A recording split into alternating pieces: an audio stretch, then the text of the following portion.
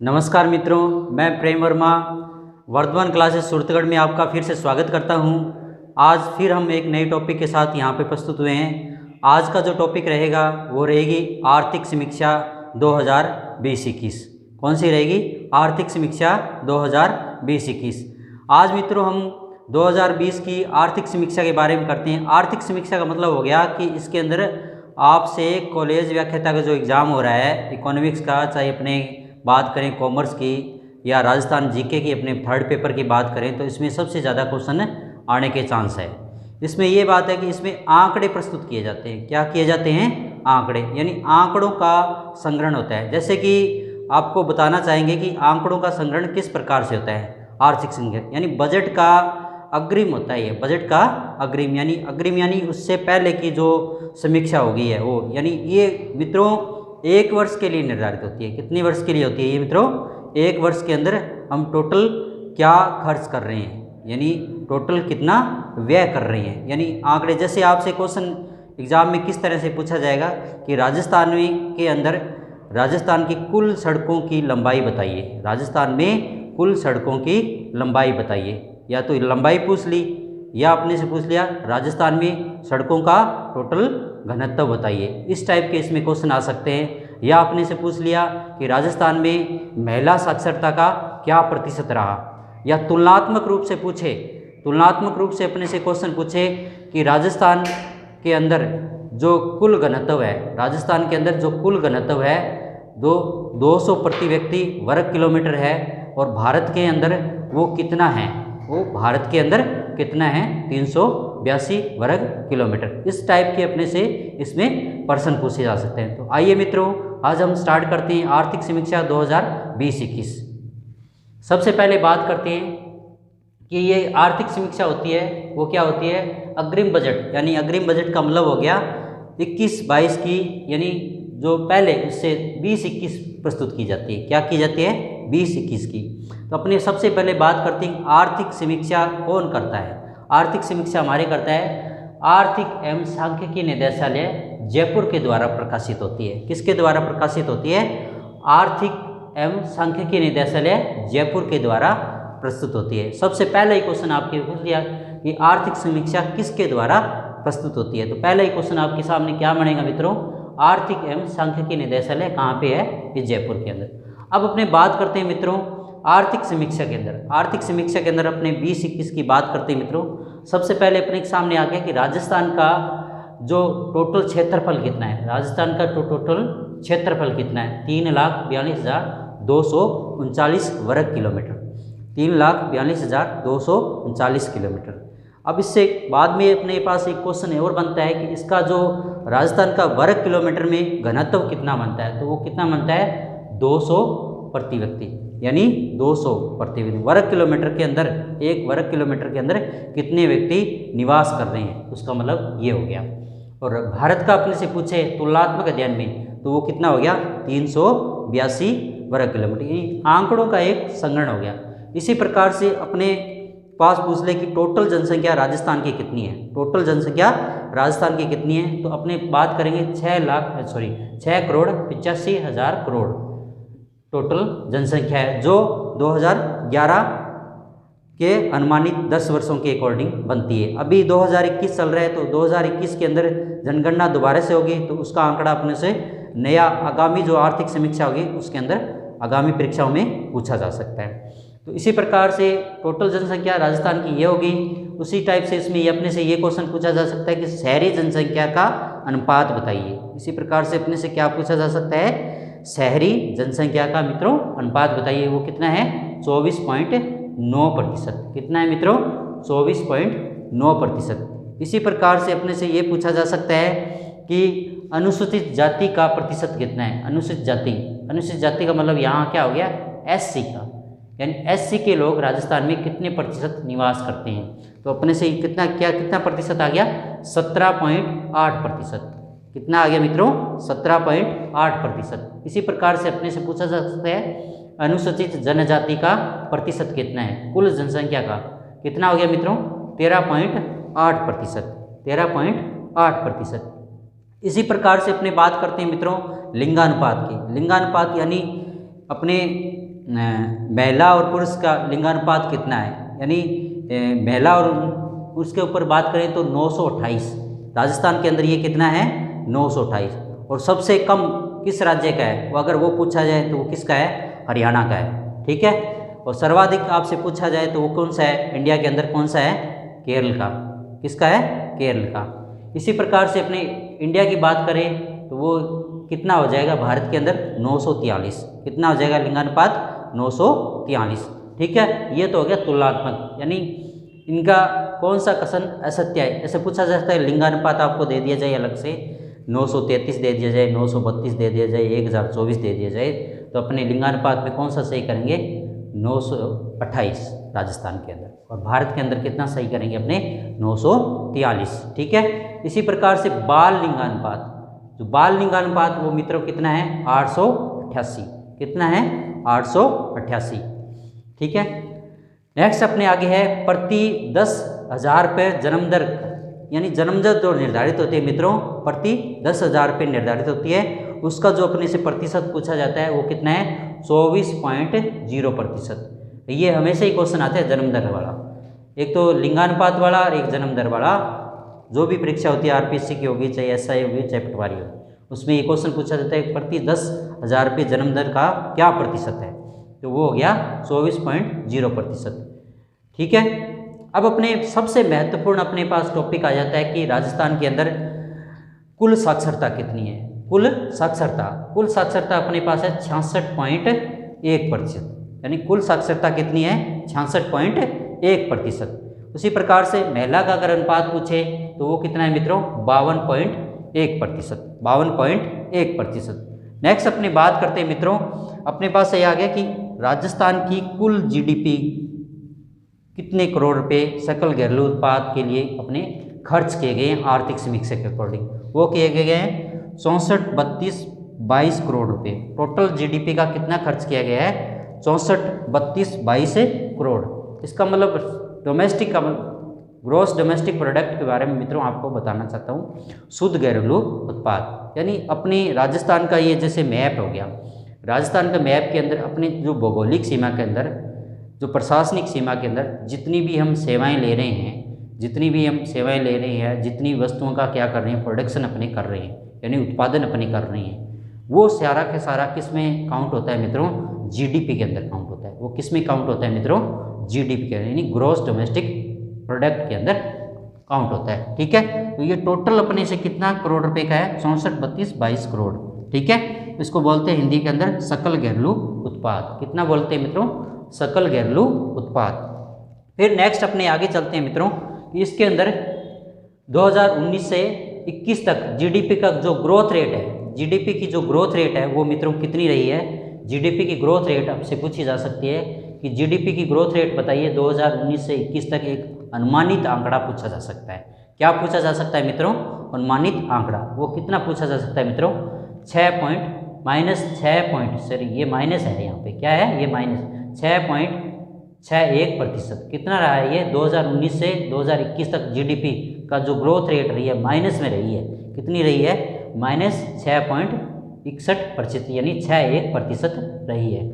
कुल बजट, यानी कुल बजट ये कितना रहा है जीडीपी का, कुल बजट अपने बात करें, कुल बजट के अंदर अपने बात करें तो ये क्या है 95-79-12 करोड़ का जीडीपी का 4.11% ही ग्रोथ रेट रही है। कितनी रही है 4.11 ग्रोथ रेट रही है, कितनी कुल बजट की, यानी अपना कुल जो बजट है कौन सा 20-21 का, कौन सा 20-21, 21-22 की बात नहीं कर रहे हैं, क्योंकि आर्थिक समीक्षा क्या होती है बजट से पहले आती है, ठीक है। उसकी बात करें 95-79-12 करोड़ का जीडीपी का जो ग्रोथ रेट है वो कितनी की है अब तक 4.11%, ठीक है मित्रों।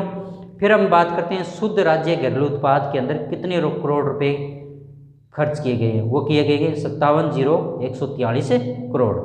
एक अपने बात करते हैं मित्रों स्थिर मूल्यों के अंदर, पहले अपने बात करते हैं स्थिर मूल्य। स्थिर मूल्यों के अंदर अपने कोई भी चीज़ का कीमतों के ऊपर रखते हैं या प्रति व्यक्ति आय के ऊपर रखते हैं। स्थिर मूल्यों का जो वर्ष आपसे पूछा जाता है, सबसे ज़्यादा इंपॉर्टेंट क्वेश्चन होता है वो स्थिर मूल्यों का जो वर्ष बताइए। स्थिर मूल्यों का जो वर्ष कौन सा हो गया मित्रों 2011-12 के अनुमान के आधार पर, 2011-12 के अनुमान के आधार पर स्थिर मूल्यों का कौन से वर्ष के निर्धारित होता है? 2011-12।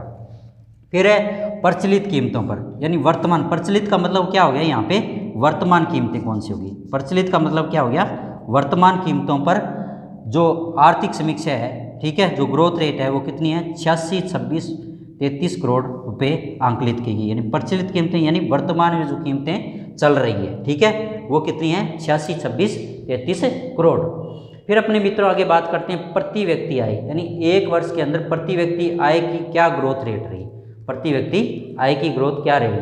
वो कितनी रही? 72,297 करोड़ रुपए। कितनी रही? प्रति व्यक्ति आय की ग्रोथ कितनी रही मित्रों? 72,297 करोड़।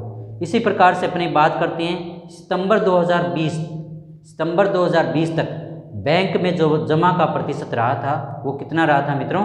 3.15%, 3.15% रहा था। इसी प्रकार से अपने मित्रों आगे बात करते हैं कृषि व संबंध सेवाओं के अंदर। कृषि व संबंध सेवाएं, कृषि से जुड़ी हुई जो भी सेवाएं हैं, कृषि से जुड़ी हुई जो भी संबंध सेवाएं हैं, उसके अंदर राजीव गांधी कृषक साथी सहायता योजना चलाई गई है सरकार की तरफ से। कौन सी चलाई गई है? राजीव गांधी कृषक सहायता योजना। राजीव गांधी कृषक सहायता योजना के अंदर अपनी बात करें तो मित्रों क्या होगी? सिंचाई क्षेत्र के अंदर सबसे बात आती है कृषि क्षेत्र के अंदर। सिंचाई क्षेत्र के अंदर कितने वित्तीय वर्ष के अंदर, कौन से वित्तीय वर्ष के अंदर? 2020-21 के अंदर कितनी सिंचाई क्षेत्र के अंदर सुविधाएं हमें प्रदान की गई है? तो ये आ जाएगा दिसंबर 2020 तक। अपने से हेक्टेयर का पूछेगा, कितनी हेक्टेयर तक वो की गई है? 95,004 हेक्टेयर तक सिंचाई सुविधाएं सरकार के द्वारा हमें आगे सर्जन की गई है। सरकार के द्वारा ये की गई है सुविधाएं सर्जन की गई है। इसी प्रकार से ये तो हो गई कृषि क्षेत्र के अंदर। उसके बाद हम बात करते हैं उद्योग क्षेत्र में निर्यात का शीर्ष जो 5 वस्तुएं हैं वो कौन सी है? उद्योग क्षेत्र के अंदर शीर्ष 5 वस्तुएं कौन सी है? सबसे पहले बात आती है इंजीनियरिंग की, कपड़ा की, हस्तशिल्प की, रत्न आभूषण की और सेवा की। ये जो शीर्ष सेवाएं हैं उद्योग क्षेत्र के अंदर, इनके अंदर हम सबसे ज़्यादा अपनी सेवाओं को क्या कर रहे हैं? एक्सपोर्ट कर रहे हैं। क्या कर रहे हैं? एक्सपोर्ट। इंपोर्ट का मतलब होता है आयात करना, एक्सपोर्ट का मतलब हम क्या कर रहे हैं? निर्यात कर रहे हैं। इन सेवाओं को हम क्या कर रहे हैं? उद्योग क्षेत्र के अंदर 5 जो सेवाएं हैं उनका हम क्या कर रहे हैं? निर्यात। अब मित्रों आगे जो बात आती है आर्थिक समीक्षा की 2020-21 की, उसके अंदर बात करते हैं NRLM का मतलब हो गया राष्ट्रीय ग्रामीण आजीविका मिशन। राष्ट्रीय ग्रामीण आजीविका मिशन दिसंबर 2020 तक इसके अंदर कुल 161.0 करोड़ रुपए खर्च किए गए। कितने किए गए? राष्ट्रीय ग्रामीण आजीविका मिशन के तहत दिसंबर 2020 तक आर्थिक समीक्षा के अकॉर्डिंग कितने रुपए खर्च किए गए मित्रों? 161.0 करोड़ रुपए इसके अंदर खर्च किए गए। अब सबसे महत्वपूर्ण जो योजना होती है वो होती है हमारी मनरेगा नहीं, महात्मा गांधी रोजगार गारंटी योजना। महात्मा गांधी रोजगार गारंटी योजना भारत सरकार का सबसे ज़्यादा जो बजट व्यय होता है वो इसके ऊपर होता है। भारत सरकार का जो सबसे ज़्यादा बजट जो खर्च होता है वो कौन से पर होता है? मनरेगा पे होता है, महात्मा गांधी राष्ट्रीय ग्रामीण गारंटी योजना के तहत। वित्तीय वर्ष अपने बात करते हैं 2020-21 में। 2020-21 की अपने बात करते हैं मित्रों, उसके अंदर कुल बजट का 7240.78 करोड़ रुपए 7240.78 करोड़ रुपए मनरेगा के अंदर 69.29 लाख परिवारों को रोजगार मुहैया करवाया जाएगा। कितने लोगों को रोजगार मुहैया कराया जाएगा मित्रों? 69.29 लाख। आपसे यही पूछा जाएगा क्वेश्चन कि आर्थिक समीक्षा 2020-21 के अकॉर्डिंग, आर्थिक समीक्षा 2020 के अकॉर्डिंग मनरेगा के तहत कितने लाख परिवारों को रोजगार मुहैया करवाया जाएगा? कितने लाख लोगों को रोजगार मुहैया करवाया जाएगा मित्रों? 69.29 लाख परिवारों को क्या किया जाएगा? रोजगार उपलब्ध करवाया जाएगा। मनरेगा के अंदर अभी फिलहाल में अपने बात करें तो जो 100 दिन की बजाय रोजगार कितना कर दिया गया? 200 दिन का कर दिया गया है। कितना दिन का कर दिया गया मित्रों? 200 दिन का। तो इस पर सबसे ज़्यादा बजट व्यय होता है और इतने लाख परिवारों को क्या मिलेगा? इसमें रोजगार मिलेगा। ठीक है। नेक्स्ट अपनी बात करते हैं आवास योजना। आवास योजना यानी सबको सरकार के द्वारा, जैसे अपने भारत सरकार की बात करें तो भारत सरकार में प्रधानमंत्री आवास योजना स्टार्ट की गई है। इसी प्रकार से राजस्थान के अंदर अपनी बात करें तो मुख्यमंत्री आवास योजना के तहत सबको आवास की सुविधा मुहैया करवाई गई है। किसकी? आवास की सुविधा क्या करवाई गई है, मुहैया करवाई गई है। यानी सब लोगों के पास क्या हो, एक आवास हो, रहने के लिए क्या हो, अपना मकान हो। तो बात करते हैं ना अपने रोटी कपड़ा और मकान, कोई चीज़ है कि आवास की। 2020-21 में अपने बात करें तो 2459.85 करोड़ रुपए खर्च किए गए। कितने खर्च किए गए हैं आवास योजना पे? 2459.85 करोड़ रुपए। यानी सबको क्या हो, आवास की सुविधा मिले। अब तक 18,500 नए आवास निर्मित किए गए हैं सरकार के द्वारा। अब तक कितने नए आवास निर्मित किए गए मित्रों? कितने किए गए? 18,500 नए आवास निर्मित किए गए हैं। और सबसे इम्पोर्टेंट बात आती है आपके, ये क्वेश्चन हर बार आता है एग्जाम के अंदर, 2020 तक टोटल व्यय कितना था? 7.39 करोड़, यानी 7.39 करोड़ रुपए था, उस पर व्यय किया गया था। तो 240 जो कार्य है अब तक सरकार के द्वारा दिसंबर 2020 तक अब तक जो कार्य है वो क्या कर लिए गए हैं, पूर्ण कर लिए गए। तो आपसे यही क्वेश्चन पूछा जा सकता है कि सरकार के द्वारा आर्थिक समीक्षा 2021 में अब तक सरकार के द्वारा कितने कार्य पूर्ण किए गए हैं? तो कितने किए गए मित्रों? 240 कार्य पूर्ण किए गए हैं। कुल बजट का कितना? 7.39 करोड़ रुपए व्यय किए गए। अब आती है सीमा क्षेत्र विकास कार्यक्रम, जिसको बोलते हैं BADP, जिसको हम क्या बोलते हैं? BADB। ठीक है,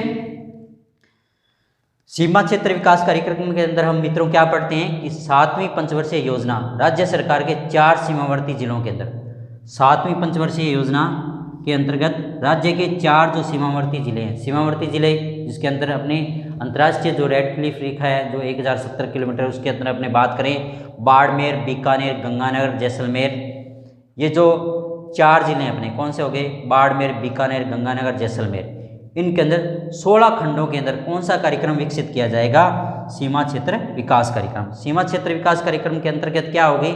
वहाँ पे जो सड़कें हैं उनका निर्माण करवाया जाएगा और अन्य जो भी ज़रूरत होगी, पेयजल की समस्या होगी, उसको मुहैया यहाँ पे सिस्टम को सही किया जाएगा। ठीक है, ये कितने जिलों के अंदर की गई है मित्रों? यहाँ भी ये इंपॉर्टेंट क्वेश्चन है आपके लिए कि कितने जिलों में, आपसे क्वेश्चन पूछा जाएगा सीमा क्षेत्र विकास कार्यक्रम क्या है, कितने जिलों के अंदर सीमा क्षेत्र कराई गई। तो इसमें अलग अलग जिलों के नाम आ जाएंगे, उसमें से आपको कौन से जिले आपको सही करने, कौन सा कथन असत्य है या सत्य है। तो कौन से जिले आगे? बाड़मेर, बीकानेर, गंगानगर, जैसलमेर। और ये कितने खंडों में विकसित की गई है? 16 खंडों के अंदर इसको क्रियान्वित किया जा रहा है। 16 खंडों के अंदर इसको क्या किया जा रहा है मित्रों?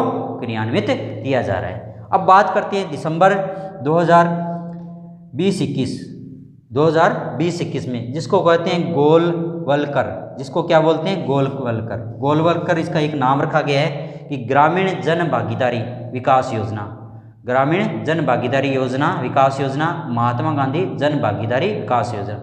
यानी ये योजना ऐसे हो गई कि जो कुछ गाँव के अंदर जैसे भामाशाह है, स्कूल का विकास करना है या पंचायत का विकास करना है, कुछ गांव के जो लोग होंगे उनसे सहयोग मांगा जाएगा और कुछ क्या करेगी? राज्य सरकार इसमें सहयोग करेगी। इसीलिए इस योजना का क्या नाम लिखा? ग्रामीण जन भागीदारी विकास योजना। यानी अपने गाँव को क्या करना है? अधिक क्या करना है? 21वीं सदी के अंदर विकसित करना है। क्या करना है? विकसित करना है। इसलिए योजना का क्या नाम रखा गया? ग्रामीण जन भागीदारी विकास योजना। नेक्स्ट अपनी बात करते हैं, इसी के अंदर होता है महात्मा गांधी जन भागीदारी विकास योजना। यानी इसी का नाम क्या है? दूसरा नाम क्या है रख दिया गया कांग्रेस सरकार ने?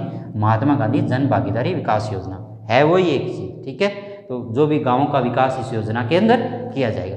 उसके बाद आती है डांग विकास कार्यक्रम। कौन सा है? डांग क्षेत्र विकास कार्यक्रम 2005-06 के अकॉर्डिंग, 2005-06 के अकॉर्डिंग यह कार्यक्रम कितने जिलों के अंदर स्टार्ट किया गया? डांग क्षेत्र विकास कार्यक्रम कितने जिलों के अंदर यह कार्यक्रम स्टार्ट किया गया? ये कितने जिलों में स्टार्ट किया गया मित्रों?